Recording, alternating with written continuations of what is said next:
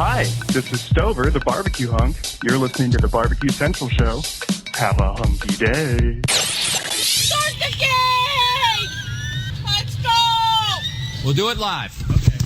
Well, do it live! I'll write it and we'll do it live! So to get that perfect barbecue, you use wood. Are you sure it's safe? Whatever.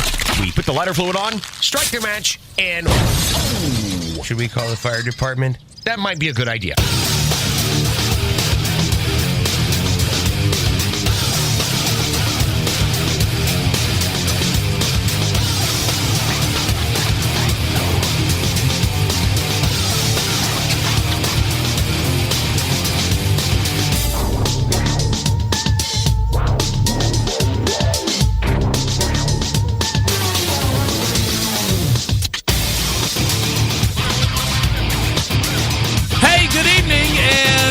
Welcome to the Really Big BBQ Central Show, a show that talks about the world of live fire barbecue and grilling, originating from the Rock and Roll Hall of Fame city of Cleveland, Ohio, the barbecue capital of the North Coast. I am your program host, Greg Rempe. Happy to have you right here on this show. We are live. If you want to jump in on the show tonight, send me an email, phone call, a mixture of both and or neither. Here's how you do it. You can get in touch with the show by calling 216-220-0966. Email Greg at the BBQCentralShow.com. On the Twitter and Instagrams at BBQ Central Show.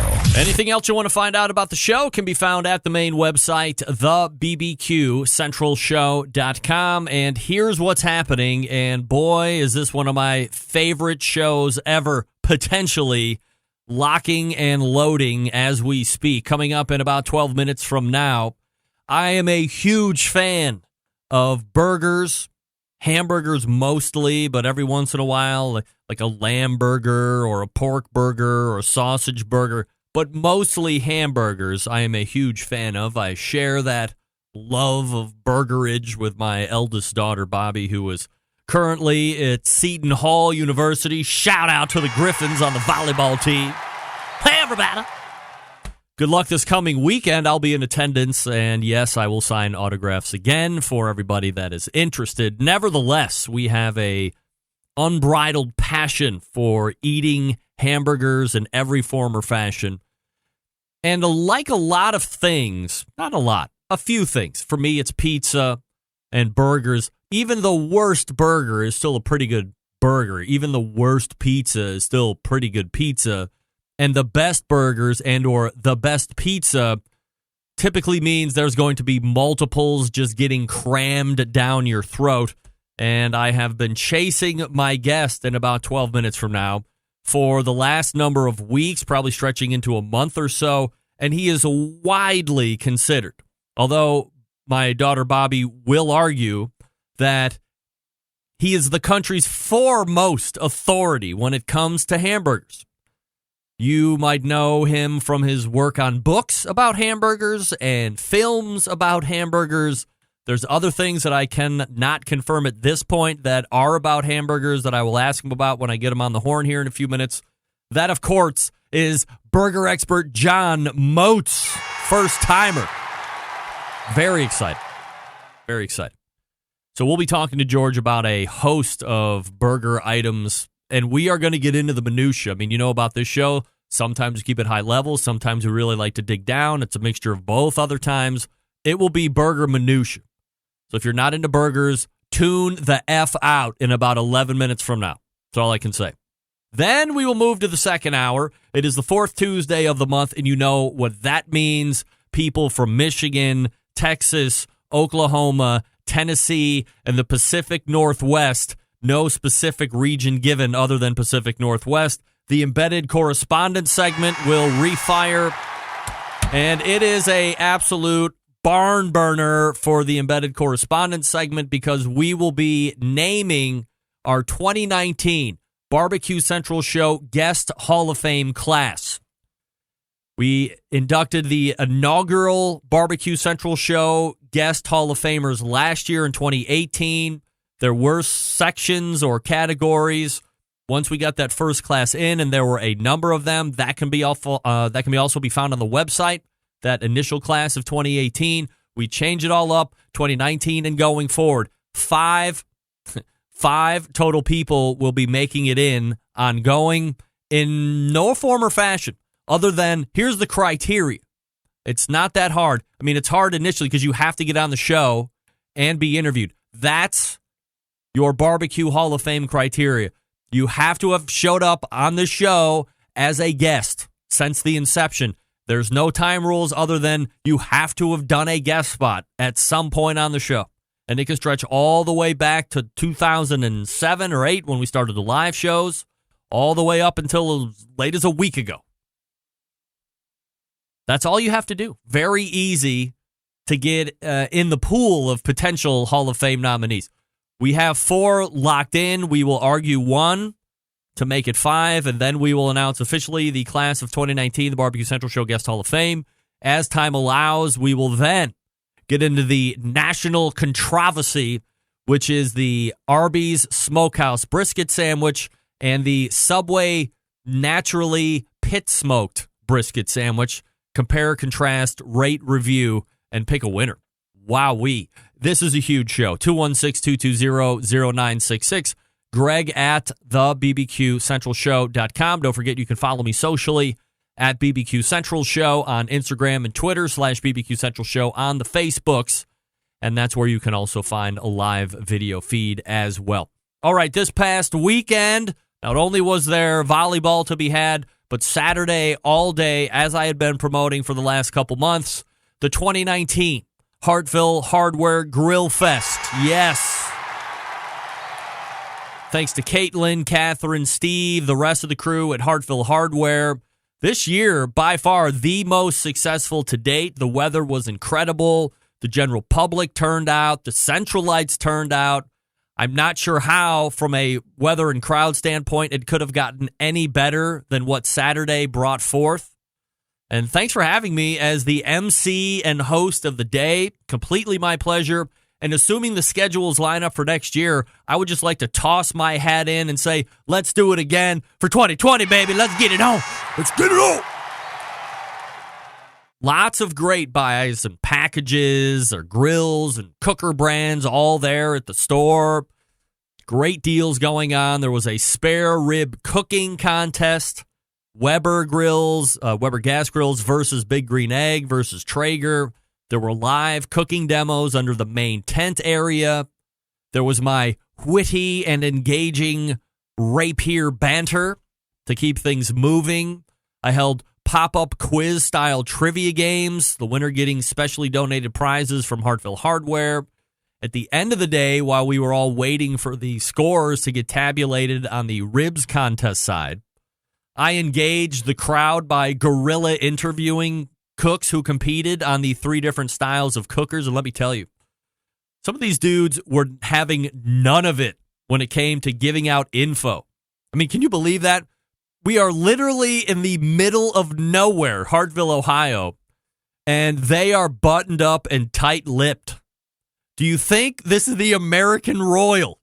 You don't want to tell me what rub you're using or what temperature you're running your pit at? Spill it, geek. We want to know. We deserve it. We've been here all day. Anyway, we got our winners for each cooker, and the gent cooking on the Traeger took overall best-in-class title, so we congratulate him. And throughout the day, I got to meet some fans of the show, which for me is great. Some of you guys were like, hey, I just came out to see you for a couple minutes. Other folks were getting to see me, but they were also cooking or taking part in the ribs contest. And, that's just great. Aaron from Go Big or Go Barbecue was competing. He gave me some of his new rub and sauce to try out, which I'll be doing shortly, hopefully. Jeff Gray was also competing, and we chopped it up for a bit. By the way, if you're keeping score, Jeff won the Big Green Egg section of the competition. That's what we call show karma. He was in the chat room, or was it Twitter, last week going or leading into this last weekend. So Jeff Gray, a winner and a show listener. Listener Scott was also there. We talked outside for a bit. He's also one of those guys I forced into talking with me while we were waiting for the scores to be tabulated. He was cooking on a Traeger. And then, of course, the bourbon expert of Pittsburgh was also there, Scott Rittenbaugh. Hopefully, Scott, I said that last name right. Many others as well. An absolutely fantastic time. And as I'd said, the weather was incredible. The demos were 1/3 great, 2/3 no names, please. The people at Hartville Hardware are second to none, first class, and they are really ready to step it up and take 2020 to a level the likes we have never seen. So if you missed it, make sure that you're making plans for around this time next year. Start making plans already. I'm already making my plans. So come on, let's get it on. Hartville Hardware 2020. Let's hashtag it. Let's make a trend locally here in Cleveland. Make a trend in Hartville, ladies and gentlemen. All right, George Motz coming up out of the break. Great to see everybody, by the way. If I missed you and you came up and said hi or you took a picture with me, I apologize. I didn't get your name in there right there, but great to see everybody. Thank you for coming out. Green Mountain Grills. That's right. Hey, Hartville, how about carrying some Green Mountain Grills? We can add another cooker to the mix next year, huh? How about that? Green Mountain Grills, some of the best pellet cookers out there on the market today, if you are in the market for a pellet cooker. Let's talk about Green Mountain Grills. 2 different models to choose from. The classic line, I have a couple of those. They also have the Prime line that was announced earlier this year. The Prime line, a little bit more of a robust chassis. You have peek-in windows on the main cooking chamber, also on the wood pellet hopper as well, so you can see where that pellet hopper is on the wood level. Not 1, but 2 internal meat temperature probes if you want to use that. And what have I been talking to you about with these new lines, these Prime lines? 12-volt power technology. Yeah, that's right. Super efficient fans. That means your pellet consumption will go down because it's just a more efficient burning cooker. Great sizes to choose from. Jim Bowie's the biggest one. Daniel Boone, middle size. Davy Crockett is the creator of that original 12-volt technology. This is your portable one, right? So if you want to go to the Browns game this coming weekend or whatever football team that you like, or your college team, totally portable, fits in your trucks, vans, and SUVs, and if you don't have access to a traditional power outlet, you can just stick it right in the 12-volt adapter in your car. Then you have pellet-fired goodness right at your fingertips. You can hold a couple pork butts, a couple racks of ribs. It's going to be good. Hey, and at least in Cleveland, no charcoal fires anymore. Can you believe it? How about that pellet fire? Sounds pretty good right now, right? Yeah. Head on over to greenmountaingrills.com. Find out where a dealer is close to you. That's greenmountaingrills.com. You also can take a look at their pellets and their sauces and their rubs and their other accessories. Like for the middle and top line cookers, you can rip the guts out of those and put in the pizza oven insert. That's fun. $130, $140, come on. You got to get it. Green Mountain Grill, if it's your first grill, food saver, and the pizza oven insert. You're ready to rock. GreenMountainGrills.com. George Motz coming up. Stick around. Be right back.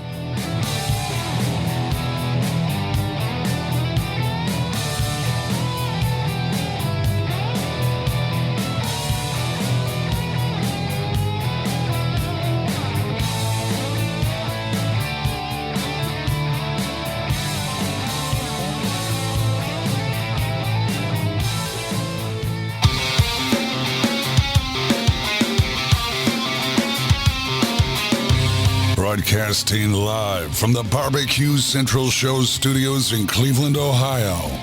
You're listening to the BBQ Central Show. Once again, here's your host, Greg Rempe. Hey now, this portion of the show being brought to you by Butcher Barbecue, makers of award-winning injections, marinades, rubs, seasonings, barbecue sauces, grilling oils.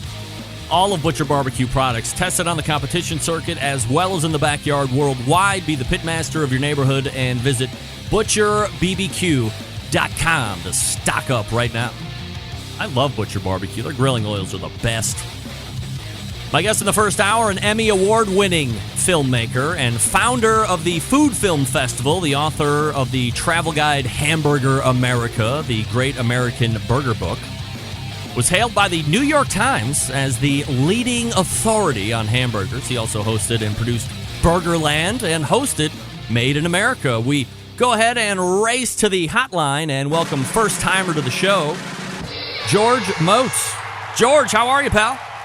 Hey, how you doing? I'm absolutely fabulous, George. Appreciate you making time for the show this evening and finally getting together here. I'm very excited to have you. And let's jump right into it. Are you really ready to punch the next person in the face who blames farting cows for global warming? Yes, because I think there's a lot of misinformation about global warming and how it relates to cows, for sure. I mean, why wouldn't I? Is cow flatulence not participating to the decreasing of the ozone layer? I just made up a few words there, by the way. Well, those are good made-up words, but yes, I do believe it could have a very small part. But I mean, let's be honest. I mean, how can a cow's gas have anything, up? How could it battle the emissions from an airplane or a car? I mean, come on. I don't know, but it seems like every time I go online, and obviously given the theme of the show here, I do a lot of research about barbecue, grilling, live fire in general that lends itself to meat or beef in some form or fashion. And inevitably, every week I'm seeing some new article where if it's not cow farts, it's cow burps, or they're eating something, or they're breathing harder than they were 15 years ago, and we're all in for imminent death here in the next few weeks. Right. Well, yeah, I think the bottom line is that people, especially the media, loves to be able to use the hamburger as an example of what's killing us.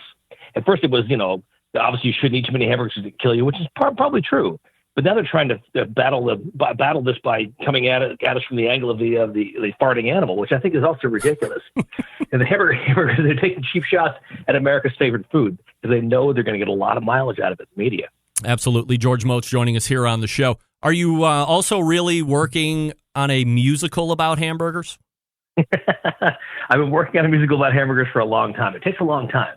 But I mean, that's still kind of a back burner thing. Yeah. I mean, like, what's a long time? 5, 10, 20 years that you're working on this masterpiece? I've been working on this thing for probably about 5 years. But I've had meetings. I've taken meetings with agents. Really? So things are definitely going to happen. Oh, yeah. But I have a feeling that my hamburger restaurant is probably going to happen before the hamburger musical, for sure. Now, I know a lot of people within the live fire industry, and it just so happens I am a close personal friend with also another Emmy Award winner, by the way, John Marcus, who is really into the whole live play and musical thing. So if there's ever an introduction that needs to be made, or maybe you and John hang out in the Upper West Side or whatever it is, but I can make that intro if you need to. John's a good friend of mine. We've done events together. He's a great guy. He's a great like New York barbecue guy, which is pretty unique in a way. All right, so you are home based out of Brooklyn, New York, correct? Exactly. Yeah, I live in Brooklyn. All right, so are you a born and bred New Yorker, or are you transplanted from somewhere? I grew up on Long Island. Garden City, New York, which is not the most exciting town in the world. And I was excited to get the hell out of there, honestly. But I've done nothing but travel my entire life after leaving Garden City, for sure. So as we kind of roll back here, I don't want to just assume everybody knows how cool you are and that you're the foremost burger authority, but a young George Motz, is a passion for burgers developing within you, as a youth that you can remember? Is it something that the family ate a lot of and you just kind of took a shine to it, or how does the passion for burger develop otherwise? I just growing up on Long Island, which was, it was a bit singular. It wasn't the most exciting place to grow up, especially where I grew up. And for me, I think I dreamed about what it was like in the rest of the country. And I'm one of the only people I know who got out of Garden City and actually went and explored America. And I did it in a way that I was exploring, the foreign countries, like exploring India and Africa. I really took it very, very seriously. And I made a point to see every single state in the United States before I saw anything else in the world. And I did. At this point, I've gotten to 48 states, 50 states. I actually went to 47 of those before I even went on foreign shores. So what are the two that are remaining? There's still remaining states. Oh, I'm sorry. No, I've actually owned it down to, there's still two. No, there's one. It's just Alaska. It's the only one I haven't been to. Yeah. I think I conquered North Dakota about 2 years ago. I forgot about this. So I'm actually at 49 right now. Right, 49 of the 50 U.S. states George has been through. So, I mean, do you have a favorite one, or is that like a favorite kid type of question? That's definitely a favorite kid kind of question, because I see so much great in America. I really do. And when I get out there, I've taken vacations that have nothing to do with, research or work at all. I've just gone to, burger destinations, just eat burgers and talk to people. That was it. If I would say that, people, I think, tend to call them the flyover states. They talk about, Iowa and Oklahoma and Ohio and Michigan. I guess Michigan so much, but there's so much to see and do there that people really can't believe it until they actually set foot in the state and start exploring. I love Oklahoma. I love the Midwest. There's so much real America there. Have you been to Cleveland? I've been to Cleveland, yes. I've been to the Rock and Roll Hall of Fame. You have? Guess who hasn't been to the Rock and Roll Hall of Fame? Your humble host. No, come on. I live 10 minutes away from the Rock and Roll. But here's the deal. Everybody that I know, and it's been plenty of people now over the last, however many years it's actually been up and running, that have come out and been like, And I'm like, oh, shit. It's such a non-glowing review. It's like somebody took a bite of a really bad piece of food and said, oh, this is not good. George, you take a bite. You're like, no way. I don't want to do that. So I guess I've just stayed away. I loved it there. I loved it. I'm a huge fan of music, live music. And it really is a place, if you're a fan of music, it's a great place to immerse yourself for sure. Did you have any stick-out food moments while you visited Cleveland? I had ice cream at a place that had ice cream. I'm not sure where I was now, but it was a place that had ice cream that was from a former department store. Do you know about this at all? It's not ringing a bell. The big ice cream thing now here locally is Mitchell's ice cream, but I don't know if that's even the same thing. But this is an old school thing that came. I guess it was originally served at some small counter in a department store in Cleveland, and some guy bought the recipe and served it in his ice cream shop, which is just outside of, I think, just west of Cleveland. It's totally random, I know, but it was fantastic. It's kind of like a soft serve type ice cream, like kind of chocolatey, kind of coffee-like. I'm not sure, but it was really good. All right, I'll have to do a little more digging on that. What about from a burger standpoint? Did you take in any Cleveland burgers of any type? Not much. I got to tell you. I don't have any favorites there except for who is the Galley Boy? What's the place with the Galley Boy? The drive-in with the Galley Boy. That's Swenson's. But I can't even believe are we going to get into our first controversy of the evening? You know what? As somebody who has had a lot of burgers in my day, and I told my oldest at Seton Hill University that I said, Bobby, I'm having the foremost hamburger authority in the country on this. She's like, Dad, I'm the foremost hamburger authority, and I would love to have a conversation with George, and we would trade barbs. And I said, just back down, kid, and focus on those studies in volleyball. But Swenson's, to me, it's local. It's grown a tad. It's got that, dudes running around real quick to your car, and it kind of scares me a little bit, and quickly the food comes out. But I don't know, aside from just a little bit of a unique taste to that Galley Boy burger, if it's really kind of life-changing. Well, I'll tell you why it's important. It's because a place like Swenson's actually has DNA in it that goes back to the original drive-in, which actually predates even the hamburger. Original drive-ins were actually they started with a pig stand. They actually started as pig stands in Texas, and what those kids do, those teenagers do, is they're doing exactly what car hops did back in the 30s and 40s in Texas, and of course eventually across America. Do you know where the word car hop comes from? Yep. You know the story of the car hop? I do not. So somebody as active as the car hops or the guys that would come out and take your order at Swenson's, they would literally run out to the street as a car was turning into the lot, and they would jump onto the running board of a car hop, and they would ride your car into a spot while they were taking your order. Really? They would buy a few seconds to actually take the order by standing on your running board. What can I get you, sir? Wow, that's a great story. So if you think about it, Swenson's actually is an extraordinarily important piece of American food history. All right, I'll buy that. Very good. We're talking with George Motz, totally. And car hop totally makes sense now that you actually explained it, because nobody's done that before.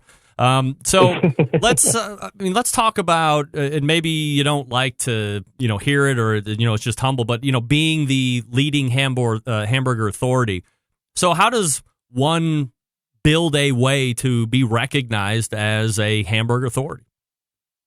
I mean, I started almost 20 years ago. I made a film just for fun called Hamburger America, which was a very small, actually a very quiet film that explored 8 different hamburger restaurants in America. And back then, nobody was doing any kind of hamburger reporting at all. I mean, even the Food Network they hadn't taken the hamburger seriously at all. It wouldn't show up at any kind of show at all. So someone said to me, "Could you Food Network? Could you make some content for some in between the shows?" And I said, "Sure, why not?" And I made one little 5-minute clip about a hamburger place in New Mexico, and I realized that it was so much bigger than any kind of silly Food Network thing. And I ended up making a 1-hour documentary that went on PBS. It went on the Sundance Channel. Oh, wow.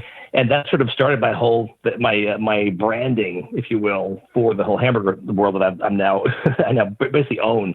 It's kind of funny. I mean, do you dig that? Do you dig kind of being the face of a portion of an industry? I do. I mean, I do because I'm asked my opinion often. I do have the answers, which is kind of nice. But I'm constantly. I mean, I'll probably get 10, 15 texts a day saying, "You hear this happened? This place closed. This person changed this meat. This person has a new spatula." I mean, I've become a lightning rod for everything. I mean, I hear everything that's going on. So even though the idea of being an expert is that you have passion, and obviously for something you have knowledge. So if you combine passion and knowledge, you do become an expert. And I've got both those things. I mean, spades for sure. So prior to Hamburger America coming out, or I'm sure there was a bunch of time that you were working on it, and then leading up to its release. But prior to that, what are you doing as a profession? Is it photography? Is it videography? Yeah. So what I do, the reason I was able to make this film happen is I'm a director of photography by trade. I'm basically, back then I was shooting a lot of TV shows and TV commercials, and I would travel a lot. And every time I was on the road, people would say to me, "George, you going to go check out a hamburger spot?" They would laugh at me. Yeah, actually, I've got my camera in the bag. I want to go interview somebody about hamburgers. And which I did. I mean, I spent a lot of time. So I would basically piggyback jobs. I would be in Milwaukee. I would be in Santa Fe. I'd be in California. And I would bring my camera and I would shoot interviews with people just to get an idea of, what is Hamburger America. Let's do this. Can we find, or is there a trackable, quote unquote, first burger or burger zero of the hamburger world? Does it exist? It probably does, but none of us really have that kind of information because it happened before the internet. And the internet always tells the truth, by the way, George. I don't know if you knew that or not. Exactly. So, but if you go back to the very, very beginning, the reason we don't have anything that's actually traceable is simply because the hamburger may have been invented at a state fair. And, of course, state fairs are transient. And we're talking about state fairs in the 1890s, 1895. And, back then there was, people would say, "Oh, I had this great thing." And it was a Hamburg steak, which is back then was served on a plate served with a knife and a fork. I mean, my guess is somebody at a state fair watched a hot dog walk by and said, "Whoa, we should put our Hamburg steak on a piece of bread." And that may have been how it was. And it probably happened 4, 5, 6 times over in a span of 5 years. And then, so there's really no way to track, a lot of claims to the original hamburger. We do know that it started at a state fair somehow in the Midwest. Does it surface in a more stable brick and mortar and or restaurant environment at some point? It does, actually. I mean, one of the best claims that I like, probably not an original claim, because the timing was a little bit late. It was 1900 that a place called Louis' Lunch in Connecticut served the first Hamburg steak on bread, which is basically chopped beef, cooked somehow, and served on bread. And their story that I guess the 5th generation family member told was that somebody ran in and said, "I'm in a rush. I don't have time for a knife and a fork. Could you please just throw it on some bread?" And they say they invented it then, though I do believe that it may have been invented in the Midwest before that. What's nice, though, is that at Louis' Lunch in Connecticut, it still is the longest continually operating hamburger restaurant in America, which I find fascinating. I mean, they've been around for 119 years. So you can go right there today and potentially get the first creation of a hamburger right there in 2019. Yeah, they should actually still make it on toast. Oh, really? They never adopted the bun. Is it a big place? I mean, do people go there for nostalgia and to say they ate there, or is it pretty run of the mill busy? It's funny. It's a little bit of both. You get fans there who can't believe they're eating in what we call hamburger church. It's like one of the most important places in the world of hamburgers. You walk in, there's no music playing, there's nobody saying, "Hi, can I take your order?" they really couldn't give a crap about you. You walk in and they look at you like you just walking up, like kind of, what do you want? And you give them your order, and they're happy to give you a burger, but they're not. It's not all warm and fuzzy. It's not that you don't. If you ask for ketchup, you're shown the door. If you ask for too many burgers, you're shown the door. Wow. If you tell them that you want a burger cooked a certain way, they'll look at you like you're crazy. And I tell people, just when you walk in there, just don't be a jerk. Just walk in there and get the burger they've been serving for 119 years. Enjoy it and get the hell out of there. Is that a shtick that they're running there, or they're just built like that? No, I swear it is no shtick. I've known these guys forever. They've become good friends of mine, and they're hard boiled. This is like hard boiled hamburger, hamburger royalty as far as I'm concerned. George Motz joining us here on the show. By the way, if you want to check out his website, it is his name, georgemotz.com, and you can check him out here while we're chagging up here over the next few minutes. So, George, let's kind of pull it back out again here at 30,000 feet and talk a little bit of opinion here. So, in your estimation, what makes burgers great? Regardless of type and region, we'll get on that stuff here in a minute, but what makes burgers great? I mean, the number one ingredient to a great burger is fresh ground beef cooked correctly.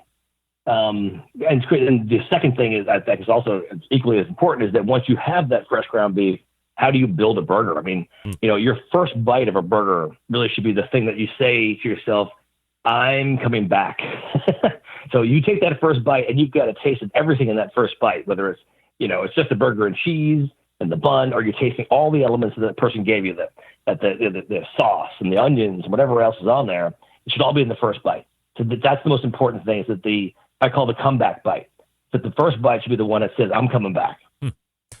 When you talk about the meat, I've had a number of people on here during the course of the 12-year run of the show. Then we get fairly into the minutia of, is it choice? Is it prime? Is it certified Angus? Is it Wagyu? Is it 80-20? Is it 75-15? Blah, blah, blah. What do you find to be the best meat choice? And then what's your fat blend choice as well? Yeah, again, it has to be fresh, but never frozen. I mean, even sometimes if you freeze a large, side of animal, or you freeze, box beef, and then you try to grind it, it's still you've already destroyed the cells of the animal. You're much better off starting with the fresh product. The best burgers will always come from an animal that was never frozen.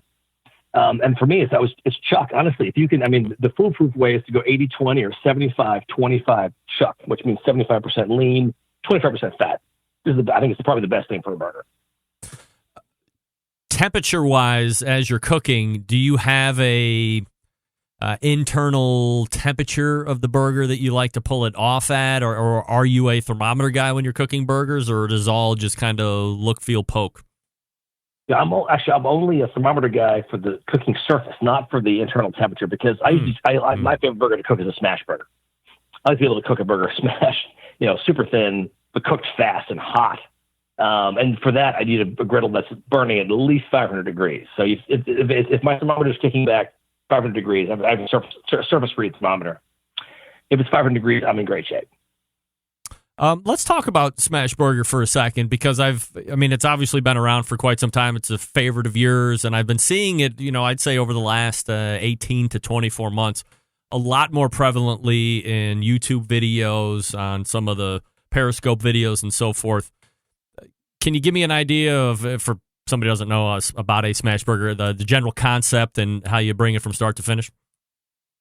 The basic idea is smash burger goes back to the beginning of the hamburger age. The smash burger was invented strictly for speed. It was only done to get people in and out of the restaurant as fast as possible. Other guys at the beginning had stools with 4 to 6 stools. Actually, they had stands with 4 to 6 stools in front. And if you had a guy sitting on a stool, you want to get him out of there as fast as possible. Mm-hmm. So you took little balls of beef and you smashed them on a flat top, and they cooked within about 30 seconds to a minute. They cook super fast. They go onto a very small. Back then, they served them on dinner rolls, small Pullman rolls or dinner rolls. That's where we get the slider from. And then you could buy 4 or 5 or 6 of those, and inhale those and walk away and free the stool up.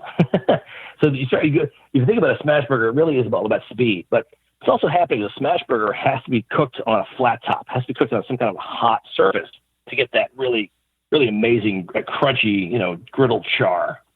And that I think is the best part about the flavor profile. A lot of the thicker burgers they're fantastic and they're full of juice. They're full of juices that taste like a steak. But honestly, you know, when you're trying to make a smash burger, you're not trying to make a burger that tastes like a steak. Are you looking for juiciness of that, or I mean, is it a whole different expectation? There's two different types of juice.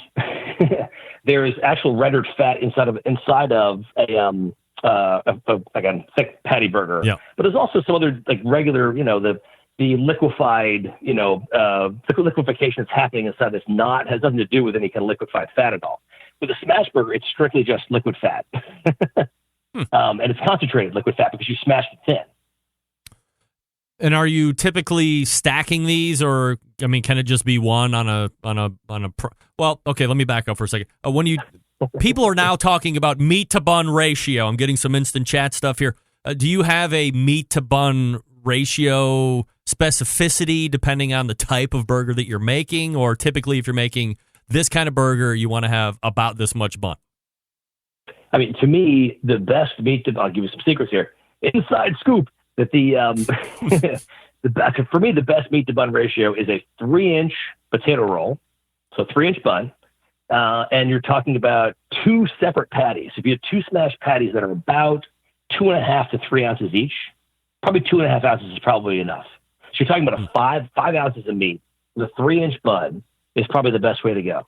And you're talking about smash this. If you take a 2.5 ounce patty and you smash it thin, it has to be a little bit bigger the size of the bun. So that's a pretty thin patty. But what you get, though, is you end up with 4 surfaces that have the Maillard reaction with a nice brittle crunch. You get that nice, that almost like, it's almost like beef candy as the belt on the outside of the burger. But you have 4 sides that have it on there. Are you a bun toaster? I'm not. It's funny. I do appreciate the bun toast. I do. I don't appreciate people who put too much butter on a burger. It doesn't make any sense to me because if you over butter the bun will just fall apart. Right? Because once all those rendered fats start to attack the bun, you've got a matter of seconds before that thing falls apart in your hand. So if you have a buttered bun and you haven't toasted it correctly or too much butter, it will definitely deteriorate the bun way faster. So for me, I personally actually like to do what I call letting it ride.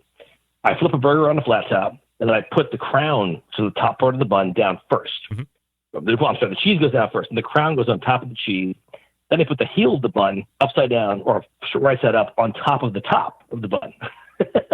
And it becomes this stack of 2 buns and cheese and meat that end up actually steaming the bun while it's sitting there on the flat top for the next minute or 2. Mm-hmm.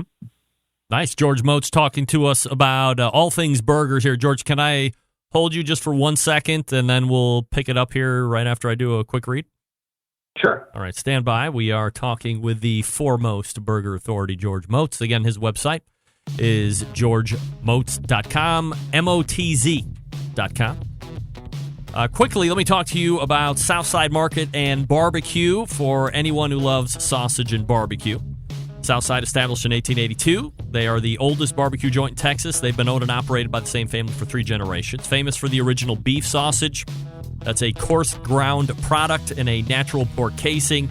They also do authentic Central Texas barbecue meats as well. All of those, including the prime brisket, slow smoked for many hours over real Texas post oak wood. They ship nationwide via the online store, southsidemarket.com. And they also ship fresh and smoked sausages nationwide. Shipping customers can choose to order now and ship later.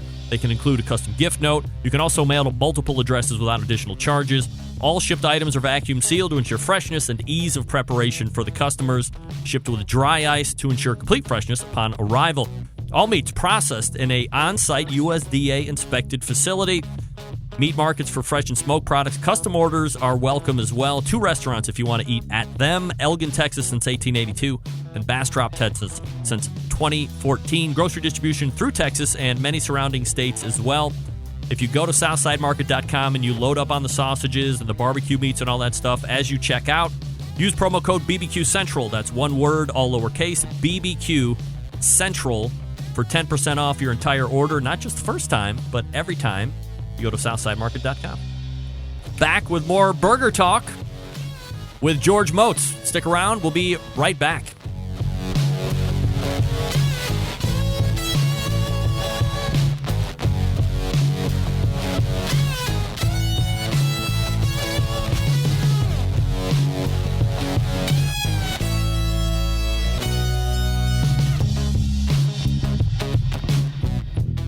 continuing to produce incredibly mediocre content in an exceptionally professional way. You're listening and watching the Barbecue Central Show. Once again, here's your host, Greg Rempe. All right, welcome back. This portion of the show being brought to you by CookinPellets.com, your number one source for quality wood pellets for all your pellet-driven cookers. Visit Cookin, C-O-O-K-I-N, CookinPellets.com for more information or to purchase. You can also buy from Amazon.com if you want. A little fledgling website for Amazon. And George rejoins us here. George, thanks for hanging with me through the break there, and we get back to some more burger talk. We were talking about smash burger. Let me tie that up here because I've seen some of your videos, and the picture you sent me to use here on the video size has a lot of onions on them. Is that a personal preference or is that a requirement in your estimation? Well, a little bit of both, I guess. But it is that's actually what I make when I do events. I make a burger called the Oklahoma Fried Onion Burger. That only came about because I wrote a cookbook about 3 years ago. And someone said to me, well, could you come on the show and you come on a TV show and make a burger? What could you make in a 5-minute segment? I thought, what would be the best bang for their buck? And it became that burger, which is a smashed thin burger. It goes back to the 1920s in central Oklahoma, actually specifically a place called El Reno, Oklahoma. What they do is they actually take equally sized wad of thin sliced sweet onion, and they smash it into a ball of beef, and it cooks and it kind of intermingles and mixes with the beef grease and caramelizes on the edges and gets kind of soft in the middle. It's pretty incredible. I mean, it's one of those burgers I believe has the sum is greater than its parts for sure. There's no question about it. If people bite in this burger and they say, take a bite and they say, what's the sauce? What's the secret? What are your seasonings? And there's nothing. It's literally 5 ingredients. It's only the bun, beef, cheese, salt, and onions, and that's it. Sometimes simplicity is the most complex of flavors, right? Well, what I like to think is that, my job is to make sure that people are not just getting it right, but they're also, getting the historically accurate burger. They're actually enjoying something that is not just something that I made up on my own, and I've got this special blend of spices and whatever else. No, but my job is to make sure you're eating burgers or enjoying burgers that have some kind of historical significance. And that's that burger for sure. George, when you're smashing the smash burger, is there a technique or a proper device that you need to use to smash, or does it matter? Oh, no, it definitely matters. I mean, I developed a special tool called the Smashula, which is nothing more than a quadruple weight, very, very stiff stainless steel spatula. It's a big wide spatula, but I've had problems where I've tried to smash with certain spatulas that have cracked and broken on me.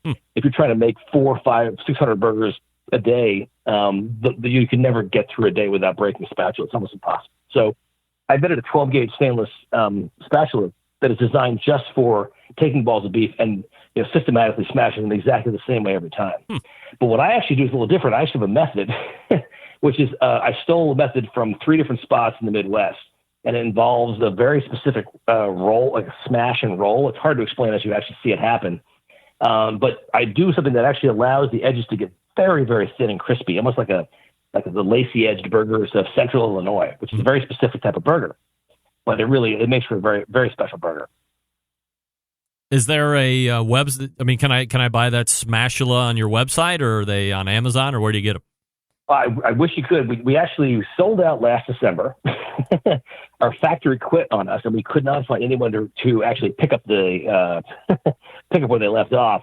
We currently, unfortunately, have a waiting list of about 250 people waiting for a Smashula. Really? We're trying to get back into production. I think that we are pretty close right now with a person who has taken it upon themselves. I said, listen, if you start now, we've got a very large order for you. So who wants it? And I think we finally found somebody. So hopefully we'll have, the idea is to have Smashulas by Christmas, hopefully. All right. So if you are interested in one of George's Smashulas, head up his website and kind of keep track of what's going on, and hopefully production starts to take off.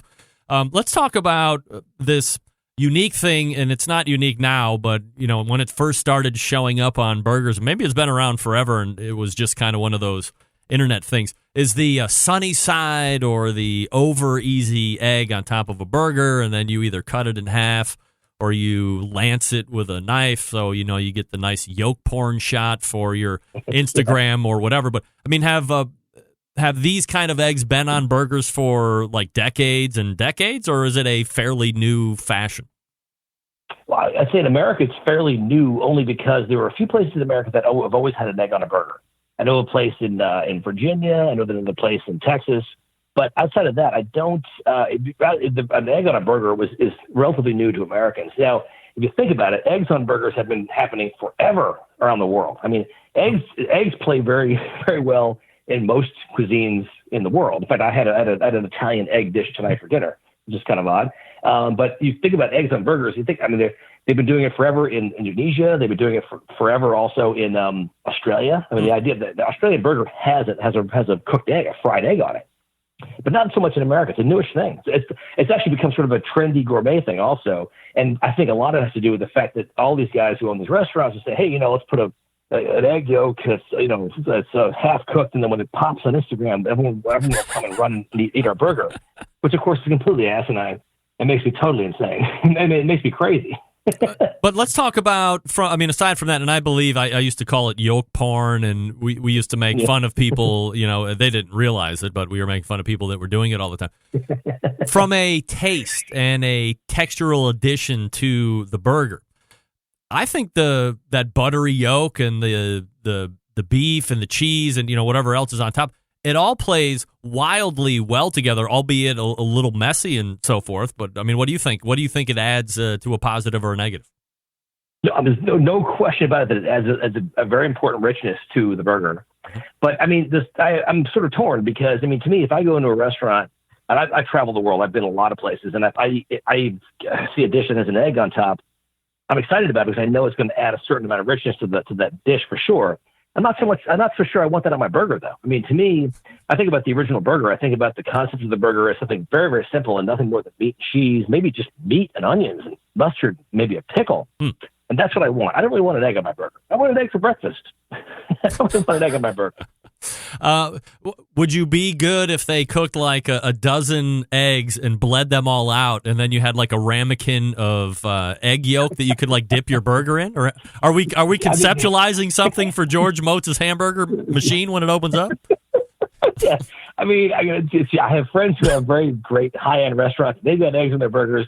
I love them. I love their burgers. But honestly, if I'm talking about a daily beater, something I'm going to literally eat every single day, I guarantee even those guys would show up in a restaurant saying, I don't want that burger with egg on it. I think I want a regular, good old American cheeseburger, something I can literally enjoy every day and not even think about it. Right on. George Motz joining us here on the show. All right, so let's have the uncomfortable conversation related to plant-based meats. The two biggest names out there, of course, Beyond and Impossible. And for whatever reason, George, the debut comes as hamburger-style patties.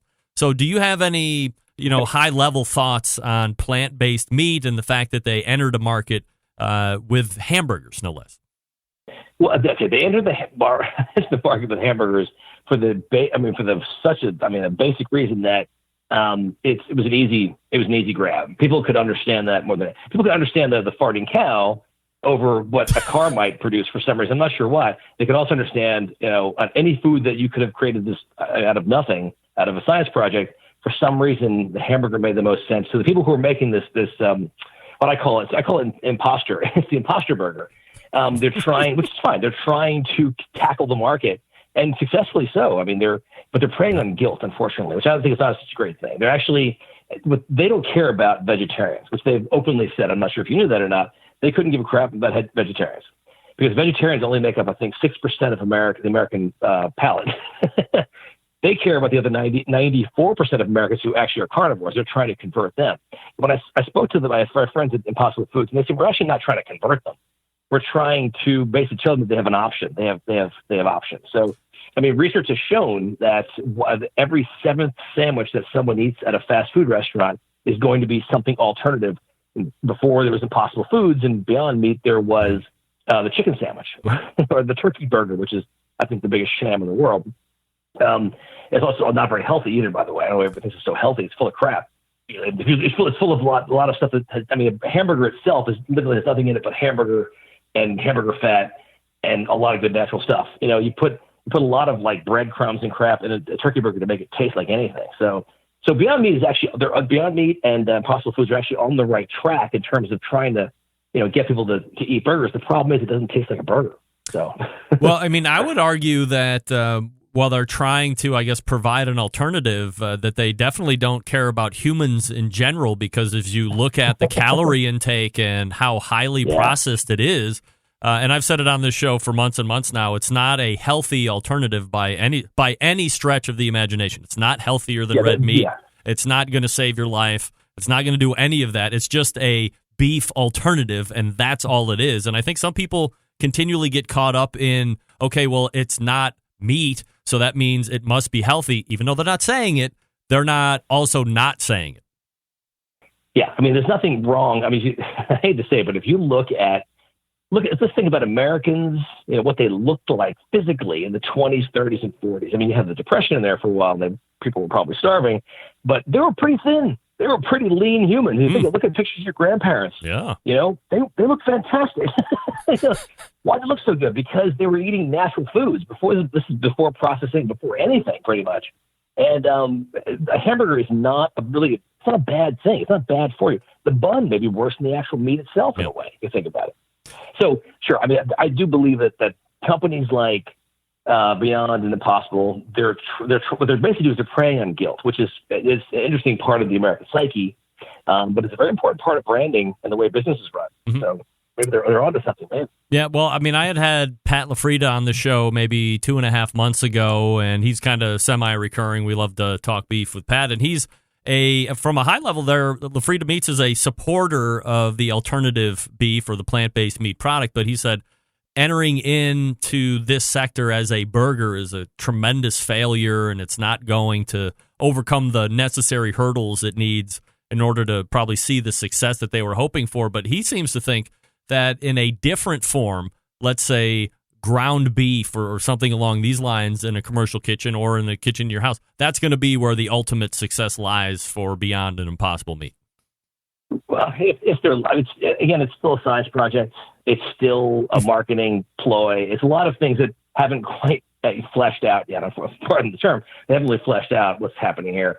They're getting there. They've done an amazing amount of marketing, and they've done a lot. It's really obviously been very effective. People are talking about it nonstop. I must have done 10 interviews a week the minute that the good old BK decided to go with Impossible Foods. So I think it's definitely it's the problem that I have with it is simply that it doesn't taste good. Which I think if you're talking about a hamburger, I think you got to nail the taste first. And they've had 2.0 was introduced last year, and it was honestly it was a lot better than 1.0, that's for sure. But it wasn't quite there yet. And I think what they're missing is they're missing a very important scientific component that I've talked about with them. They're missing oleic acid. Oleic acid is something that's found mostly in the bottom of the animal, briskets and the slower cooked cuts. The oleic acid is a very important aspect to flavor profile of meat. It also exists. You can also find it in avocado, and you can find it in olive oil. So it exists out there, but you have to have that. That's what people go back to brisket. They can't understand why they love brisket so much. And it's because of that. It's because of the draw of oleic acid. If I'm not mistaken, I believe I recently read an article that said oleic acid is actually a health benefit, too. I mean, I didn't go out of its way to say you should be eating 8 pounds of brisket, but it said if you're going to eat red meat, maybe, a brisket with the benefits of oleic acid probably isn't a bad thing. Or if you have the option, choose the brisket. It's true, but it's more of the high. It's more of the high you get from eating brisket. It is inherent in the oleic acid. That's where it comes from. All right, George, I'm going to put you on the spot here with 30 seconds left to go. Favorite burger you have ever eaten and why? Oh, I can't. That's a secret. I can't tell you that. I can't play favorites, unfortunately. I can't do that. All right, I'm going to tell you my favorite burger because I don't have any problem calling people out. The favorite burgers, and it just recently happened on my visit to Chicago a couple weeks ago. I went to Au Cheval on the West Loop. I was expecting a 3-hour line. It was a Sunday at 10 o'clock a.m. I got right in, sat right down at the bar, watched the symphony and masterpiece that was happening at the flat top with like a dozen dudes back there sweating on top of each other. That burger, and it was a double burger. They were thinner. I did get the egg, thick cut bacon. It was a sublime marriage of meat and fat and cheese, and the bun was delicious. I think by far currently the best restaurant hamburger I've had. Have you been there? Of course, I've been there. I've been there a bunch of times. I do love the burger. I think that's what I mean. If you're looking at Chicago, it's obviously one of the best in the Midwest, one of the best gourmet, higher end burgers in Chicago for sure, unquestionably. I'm not a big fan of that big piece of pork belly they put on there, though, or bacon, whatever they call it. Yeah, they call it bacon. It needs to come off. They need to take that off there, or you just take it off yourself and eat it as a snack later on. Put it in your pocket and save it for later. The egg, I think, is an add-on. It must have added the egg. Yeah, it was an add-on. Absolutely. Yep. Yeah, I've had the egg, and I've actually the first time I went there, I had the egg. I thought it was too much. It was too rich. It was too much going on. But I need to take a nap after this. A burger shouldn't make you have to take a nap.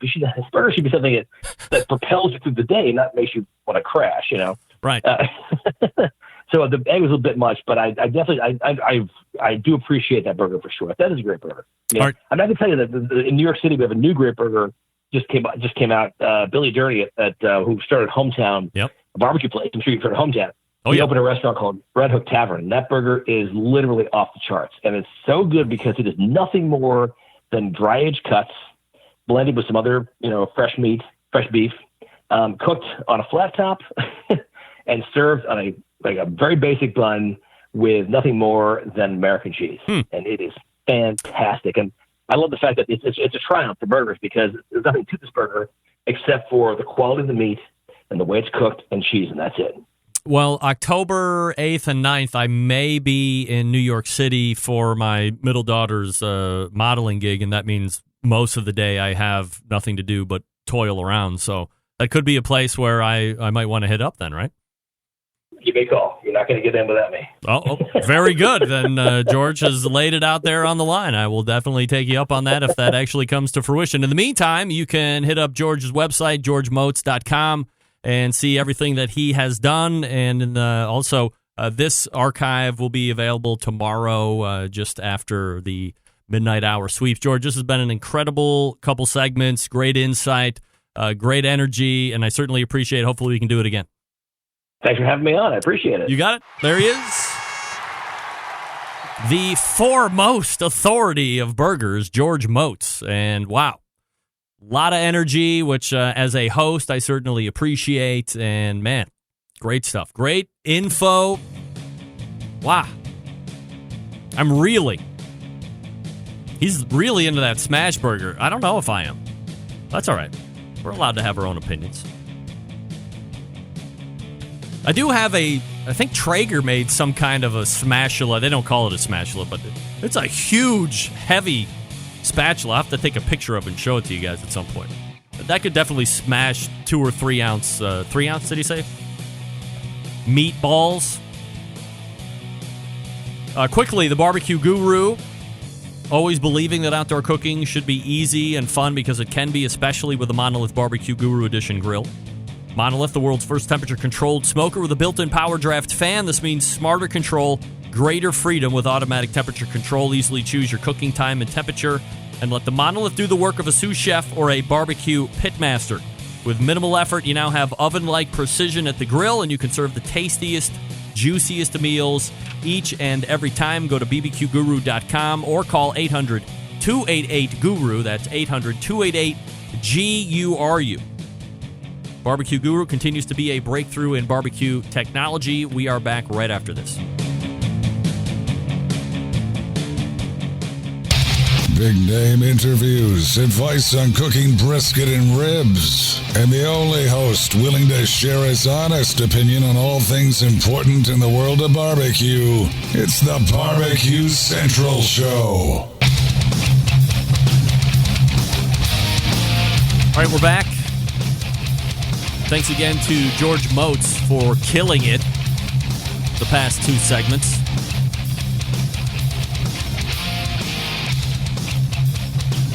Big energy, right? And I've watched a lot of his videos, and he's very entertaining. I mean, he's a pro, right? I mean, this is his line of work. Does photography, shoots videos, TV shows, and stuff. So he knows how to bring the production alive, and he brought incredible energy that amped me up was like, yeah, let's go. And great burger insight. Dropping some knowledge, some scoops, and some basic techniques. Not a fan of the egg yolk, I think we found out as well. We are pointing to the second hour. You're listening and watching the Barbecue Central Show. Stick around.